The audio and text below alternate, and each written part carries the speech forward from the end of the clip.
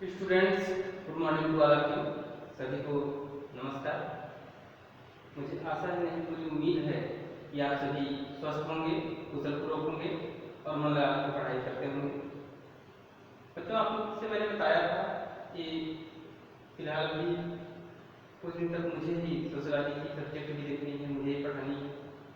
तो उस सब्जेक्ट की शुरुआत आज मैं कर रहा हूँ और मुझे आपसे अपेक्षा है कि आप मन लगा करके पूरा वीडियो देखेंगे और इसमें जो भी महत्वपूर्ण पॉइंट्स मेरे द्वारा लिखवाए जा रहे हैं उसको आप नोट करेंगे और मन लगा करके उसका अध्ययन करेंगे।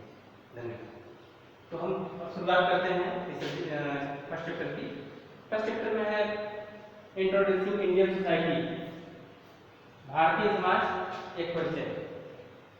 क्योंकि हम भारतीय समाज के बारे में पढ़ रहे हैं, वी आर इंडियन, हम भारतीय और हम सभी किसी न किसी सोसाइटी से, किसी न किसी समाज से बिलोंग करते हैं। तो सबसे पहले हमें जानेंगे कि what is meaning of society. समाज का मतलब क्या होता है, समाज है क्या। तो आप लोग को भी पता होगा, लेकिन फिर से हम बताने जा रहे हैं।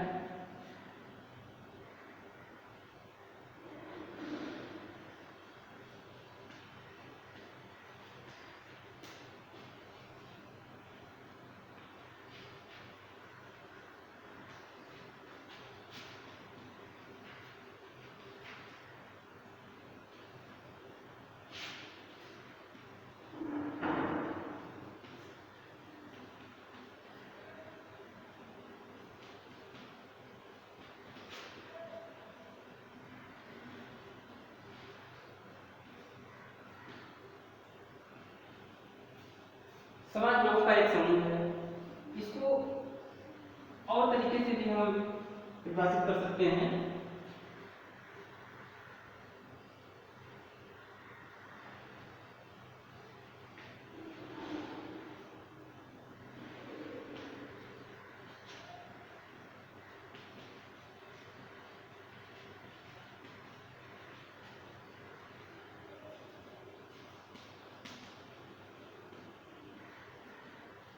Society is a net of social relations. समाज सामाजिक संबंधों का एक जाल है।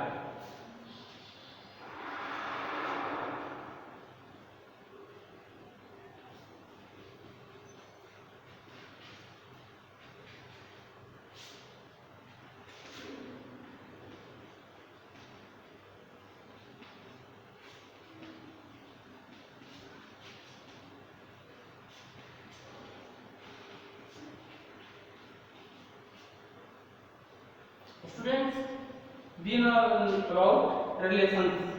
हम जानते हैं संबंध क्या होता है। We are connected from each other. हम सभी एक दूसरे से जुड़े हुए हैं, एक दूसरे से हमारा कम्युनिकेशन रिलेशन है। तो समाज में हर व्यक्ति का, जो समाज में रह रहा है, उसका हर व्यक्ति से किसी न किसी प्रकार का एक संबंध है, एक रिश्ता है, एक रिलेशन है। अर्थात समाज में रहने वाले समस्त लोग, समस्त नागरिक कहीं ना कहीं एक दूसरे से जुड़े हुए हैं। उनके बीच ब्लड रिलेशन भी हो सकता है और सोशल रिलेशन भी हो सकता है। ब्लड रिलेशन में मुख्य रूप से ऐसे लोग आते हैं जो हमारे फैमिली मेंबर होते हैं, हमारे परिवार होते हैं या हमारे रिलेटिव होते हैं, रिश्तेदार होते हैं। लेकिन हम जिसको सोशल रिलेशन या सामाजिक संबंध बोलते हैं, सामाजिक संबंध में अपना वह व्यक्ति हमारा हमसे जुड़ा हुआ होता है जिसका हमारे साथ कोई ब्लड रिलेशन नहीं है, जिसका हमारे साथ किसी प्रकार का कोई रक्त संबंध नहीं है। जैसे teacher and student, doctor patient, इनका किसी भी प्रकार का ब्लड रिलेशन नहीं है, फिर भी एक दूसरे से जुड़े हुए हैं। इनके बीच में भी एक संबंध है। इसी प्रकार के संबंधों को हम सामाजिक संबंध या सोशल रिलेशन कहते हैं। तो समाज में रहने वाला हर व्यक्ति एक दूसरे से कहीं ना कहीं किसी न किसी संबंध से जुड़ा हुआ है। तो हम कह सकते हैं कि समाज सामाजिक संबंधों का एक जाल है। सभी एक दूसरे से इस एक संबंध के माध्यम से जुड़े हुए हैं। नेक्स्ट पॉइंट हम देखते हैं,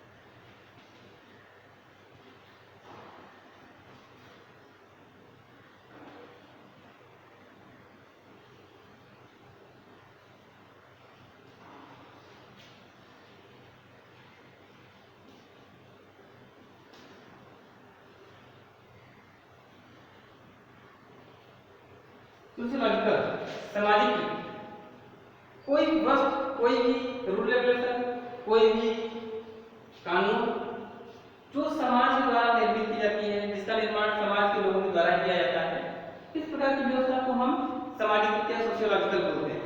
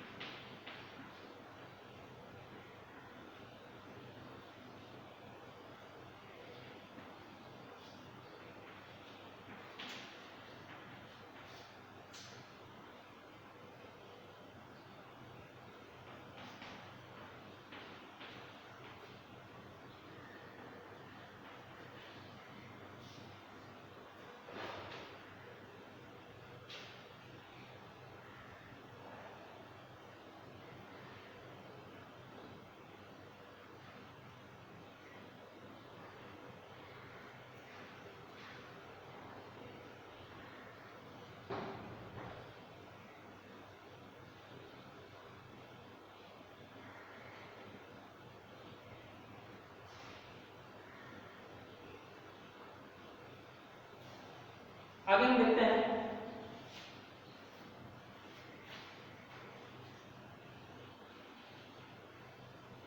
डिविजन ऑफ कास्ट, कास्ट जातियां। तो समाज में विभिन्न प्रकार के कार्य करने वाले लोगों को उनके कार्य के आधार पर उनकी जातियों में विभाजित किया गया है। अर्थात जिस प्रकार का कार्य करने वाला व्यक्ति उसी परिवार में जन्म लेने वाला हर व्यक्ति उसी की जाति का माना जाता है।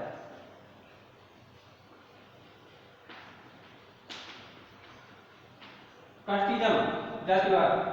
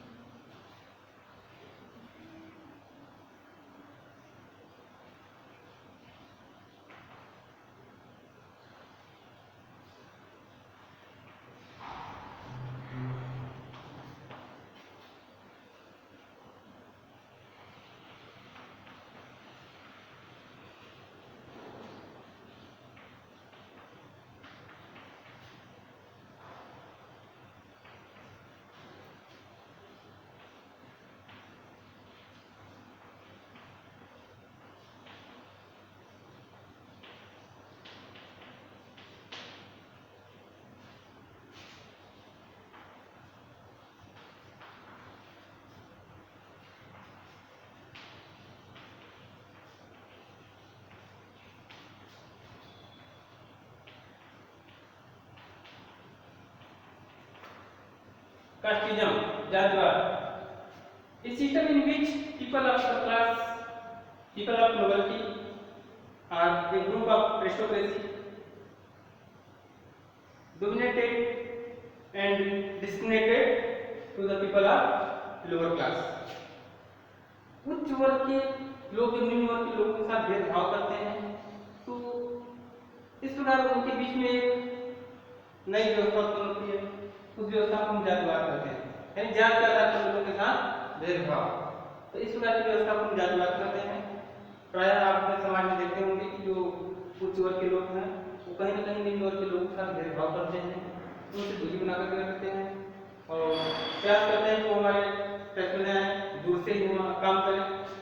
इस प्रकार की व्यवस्था जातिवाद के अंतर्गत आती है. इसे हम क्या करते हैं? जातिवाद कहते हैं. Next, gender.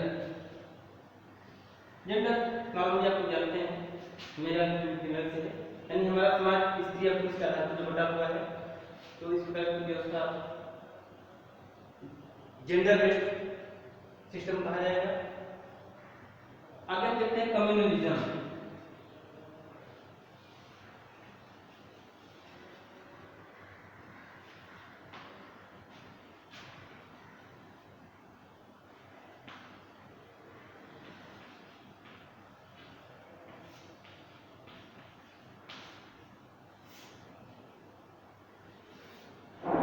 What is meaning of communalism? संप्रदायवाद का मतलब क्या होता है? संप्रदाय, कम्युनिटी, एक group of people, they work or they gather or they completed any type of work with same purpose. कोई भी व्यक्ति या लोगों का वह समूह जो किसी स्थान पर एकत्रित होते हैं या किसी एक्टिविटी को करते हैं, कोई भी काम करते हैं, उसके पीछे सभी का उद्देश्य एक ही होता है, सेम उद्देश्य सभी कार्य करते हैं. इस प्रकार की व्यवस्था को क्या करते हैं? संप्रदाय करते हैं. और जब लोग अपनी ही कम्युनिटी को, अपने ही संप्रदाय को इम्पोर्टेंस देते हैं और दूसरे के संप्रदाय, दूसरे की कम्युनिटी को इम्पोर्टेंस नहीं देते, तो इस प्रकार की व्यवस्था को हम संप्रदायवाद या कम्युनलिज्म कहते हैं. राइट. अब देखते हैं कि समाज में विभिन्न प्रकार के समूह, जैसे आप एक धर्म के आधार पर देखेंगे तो धर्म के आधार पर भी समाज कई कम्युनिटी में बटा हुआ है. लाइक मुस्लिम, सिख, ईसाई, बौद्ध, जैन, हिंदू. तो सभी अपने अपने कम्युनिटी को, अपने अपने धर्म को ही महत्व देते हैं. साथ ही दूसरे के धर्म को कहीं कहीं डिवाइड करने का प्रयास करते हैं, ह्यूमिलेट करने का प्रयास करते हैं, उनकी एक्टिविटी को डिस्टर्ब करने की कोशिश करते हैं. तो इस प्रकार की व्यवस्था को हम संप्रदायवाद कहते हैं.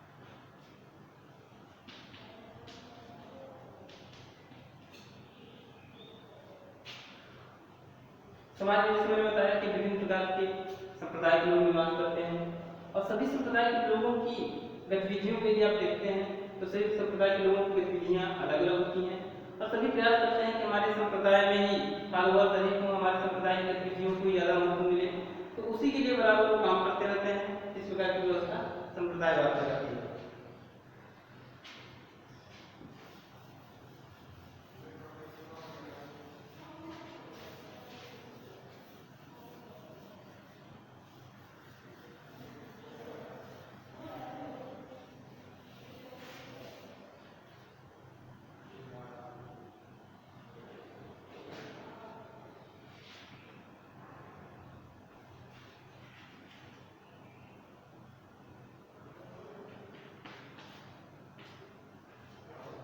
समाज में क्लास या वर्ग का क्या मतलब है?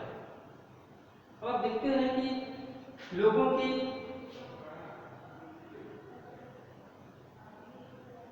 हमारा समाज कई प्रकार के लोगों की स्थितियों के आधार पर बटा हुआ है, अर्थात उसमें लोगों की आर्थिक स्थिति, सामाजिक स्थिति, धार्मिक स्थिति, राजनैतिक स्थिति, नैतिक स्थिति, हर प्रकार की स्थितियां उसमें सम्मिलित होती हैं। तो कुछ स्थितियों के आधार पर ही हमारे समाज को डिवाइड किया गया है, बांटा गया है। तो इस प्रकार की व्यवस्था को हम वर्ग कहते हैं।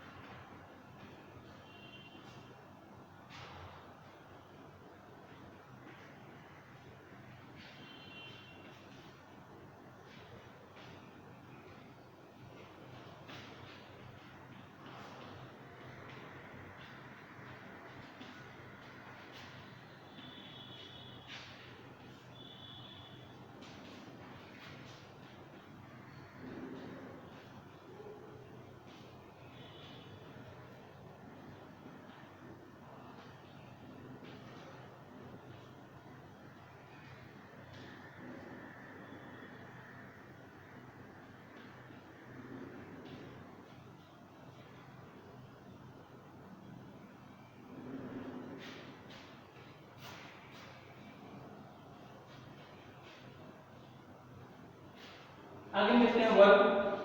तो समाज में कई वर्ग के लोग रहते हैं, like general, OBC, ST, SC and other category. तो समाज में विभिन्न क्लास, विभिन्न वर्ग के लोग रहते हैं। उनके किसी भी वर्ग में शामिल होने के पीछे कुछ न कुछ आधार होता है, या अर्थात उनका स्थिति कैसी है, आर्थिक स्थिति कैसी है या नैतिक स्थिति कैसी है, इसके आधार पर ही उनको किसी भी वर्ग में शामिल किया जाता है। जैसे एक किसान, उसका व्यवसाय अलग है, उसकी गतिविधियां अलग हैं, उसकी लाइफ स्टाइल अलग है। एक पुजारी या पुरोहित, उसकी लाइफ स्टाइल अलग है। एक बिजनेसमैन, उसके क्रियाकलाप अलग हैं। एक गवर्नमेंट सर्वेंट, उसकी भी एक्टिविटी अलग है। तो इनके कारण के आधार पर या इनकी सामाजिक स्थिति के आधार पर इनको वर्ग या क्लास में बांटा जाता है।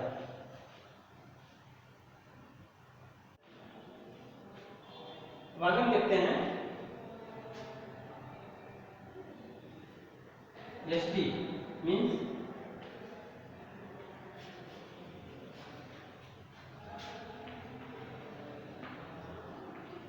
Scheduled tribe.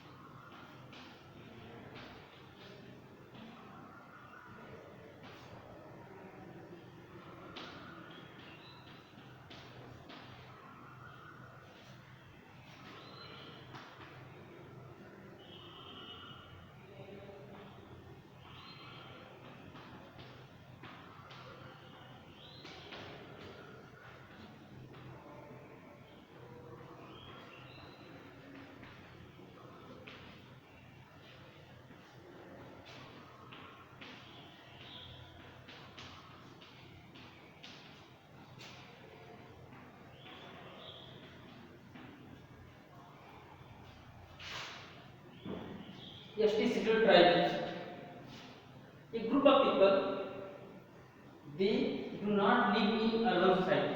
ऐसे लोग जो हमारे शहरी सभ्यता नगरीय सभ्यता से अपरिचित हैं, हमारे समाज में नहीं रहते हैं, बल्कि हमारे समाज से दूर जंगलों में रहते हैं। और आज की जो हमारी सभ्यता है, आज का हमारा जो मॉडर्न एक्टिविटी है, उन सारी एक्टिविटी से वो बहुत दूर है। अब हम थोड़ा सा इनके बारे में डीप डिस्कस करेंगे कि ये लोग कौन लोग हैं, कहाँ रहते हैं और क्यों वो जंगलों में रहते हैं, हमारे समाज में क्यों नहीं रहते। ऐसी कौन सी बाधाएं हैं, ऐसी कौन कौन समस्याएं हैं जो आज भी उनको हमारे समाज से दूर होने रहने पर विवश कर रही है। तो सबसे हम देखते हैं कि ऐसे लोग जो काफी समय से आदिकाल से ही जंगलों में रहा करते थे और उन्हें नगरीय सभ्यता की तरफ आने का अवसर नहीं मिला। उनकी तमाम आवश्यकताएं जंगलों से ही पूरी हो जाती थी। इवन आज भी वो जंगलों से ही पूरी हो रही हैं, like food, cloth, shelter and other things. उनकी सारी व्यवस्थाएं, सारी जरूरतें, सारी समस्याएं उनके जंगलों से ही सॉल्व हो जाती थी। लेकिन उस प्रकार का जीवन एक सामान्य जीवन है जो किसी भी डेवलपमेंट को, किसी भी विकास की तरफ उनको नहीं ले जाता। जबकि मानव समाज आज बहुत विकसित हो चुका है और बहुत आगे तक निकल चुका है, लेकिन जो शेड्यूल्ड ट्राइब है वो भी तो मानव समाज का ही हिस्सा है। They are part of our society, वो भी हमारे समाज की ही एक भाग है, हमारे समाज का एक हिस्सा है। तो हमारे समाज से दूर क्यों है, किन कारणों से दूर है, ये क्वेश्चन उठ रहा है, प्रश्न बन रहा है और इस प्रश्न पर डिस्कस करने की जरूरत है। तो हम थोड़ा सा डिस्कस करेंगे इस पर। जैसा कि आप समझ रहे हैं कि जब किसी भी व्यक्ति को कोई अवसर, कोई अपॉर्चुनिटी मिलती है, उसको अवसर मिलता है, मौका मिलता है, तब वो कुछ करता है या फिर उसको सिखाया जाता है, उसको बेहतर प्लेटफॉर्म मिलता है, उसको आगे बढ़ने के लिए मौके दिए जाते हैं, तो जरूर वो विकास करता है, विकास की राह पर चलता है। लेकिन यदि उनको इन सब बातों से दूर रखा जाए तो इन सब बातों से हमेशा वो दूर ही रहेंगे। इसे एक उदाहरण के माध्यम से मैं आपको बताना चाहूंगा कि किसी बच्चे को जब वो जन्म लेता है तो जन्म के बाद से आप जिस प्रकार के परिवेश में उस बच्चे को रखेंगे, उस प्रकार के परिवेश में ही उसका विकास होगा, उसी परिवेश में बड़ा होगा और आगे चल करके जिस परिवेश में बड़ा होगा उसी परिवेश की गतिविधियों को फॉलो करेगा, वैसा ही कार्य करेगा। जैसा कि आप लोग देख रहे हैं कि आप अपने पेरेंट्स को फॉलो कर रहे हैं, टीचर्स को फॉलो कर रहे हैं, जैसा वो गाइडलाइन दे रहे हैं उसके अनुसार आप कार्य कर रहे हैं। और उसी प्रकार आदिवासी या शेड्यूल्ड ट्राइब जो जंगलों में रहने वाले लोग हैं, उनको जिस प्रकार की गतिविधियों के बारे में जानकारी मिलती है, उस प्रकार की गतिविधियों को ही वो कंडक्ट कर सकते हैं। अर्थात उनको आगे बढ़ने की अपॉर्चुनिटी नहीं मिली, इसलिए अभी भी वो जंगलों में ही रह रहे हैं। तो उनको हम आदिवासी, फॉरेस्ट ड्वेलर कहते हैं या शेड्यूल्ड ट्राइब कहते हैं।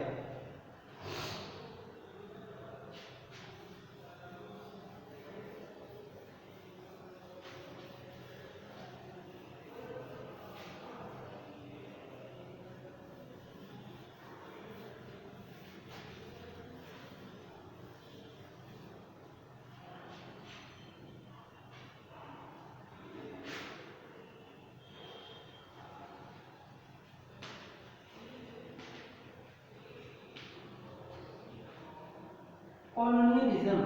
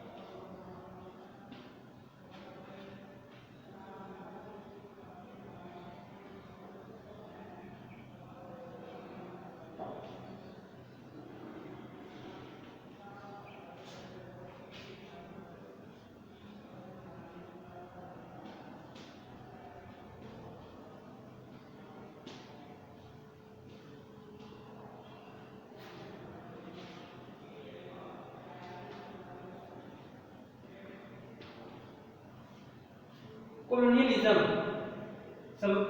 उपनिवेशवाद। इस व्यवस्था को समझने के लिए हम अपने देश का और ब्रिटेन का उदाहरण लेते हैं। स्टूडेंट, आपको पता है कि हमारा देश लगभग 200 वर्षों तक अंग्रेजों के द्वारा शासित किया गया। अर्थात हमारे देश पर किसने शासन किया? अंग्रेजों ने शासन किया। अंग्रेज जो ब्रिटेन के रहने वाले लोग थे, उन लोगों ने शासन किया। तो क्यों शासन किया? क्योंकि वो पावरफुल थे और हमारे यहाँ की जो शासन व्यवस्था थी, हमारे यहाँ जो लोग थे, कहीं न कहीं राजनीतिक दृष्टि से वो कमजोर थे। तो उन्होंने भारत में आकर के भारत की तमाम गतिविधियों को देखा, परखा, अध्ययन किया और उन्हें लगा कि हम कुछ एक्टिविटी करके, कुछ क्रियाकलाप करके यहाँ की राजनीतिक गतिविधियों को, आर्थिक गतिविधियों को खुद नियंत्रित कर सकते हैं। तो ऐसा उन्होंने किया और कुछ वर्षों के प्रयासों के उपरांत उन्होंने भारत की समस्त गतिविधियां, जैसे आर्थिक गतिविधियां, राजनीतिक गतिविधियां, वित्तीय गतिविधियां, सभी गतिविधियों को खुद नियंत्रित कर लिया और 15 अगस्त 1947 के पहले तक उन्होंने अपने देश में शासन किया। तो इसमें भारत अपना एक कॉलोनी था, एक उपनिवेश था। किसका उपनिवेश था? ब्रिटेन का। तो इस प्रकार की व्यवस्था जिसमें एक शक्तिशाली देश कमजोर देश की राजनीतिक, आर्थिक या अन्य गतिविधियों को नियंत्रित करता है, उनको कंडक्ट करता है, ऑपरेट करता है। तो इस प्रकार की व्यवस्था को उपनिवेशवाद या कॉलोनियलिज्म कहते हैं।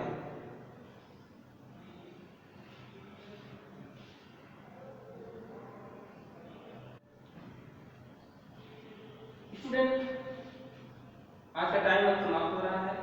आज की वीडियो में हम इतना ही देखेंगे। इसकी आगे की जानकारी, इसके आगे हम अगले वीडियो में अध्ययन करेंगे। मुझे उम्मीद है कि आप इसको ध्यानपूर्वक देखेंगे, नोट्स जरूर बनाएंगे और आप ऑनलाइन असेसमेंट की तैयारी करते रहेंगे। आपको बहुत जल्दी प्रोजेक्ट वर्क भी अवेलेबल करवा दिया जाएगा और जब भी टेस्ट होगा, टेस्ट में ये सारी बातें आपको आ सकती हैं लिखने के लिए, इसके लिए इसको आप बराबर तैयार करते रहिएगा।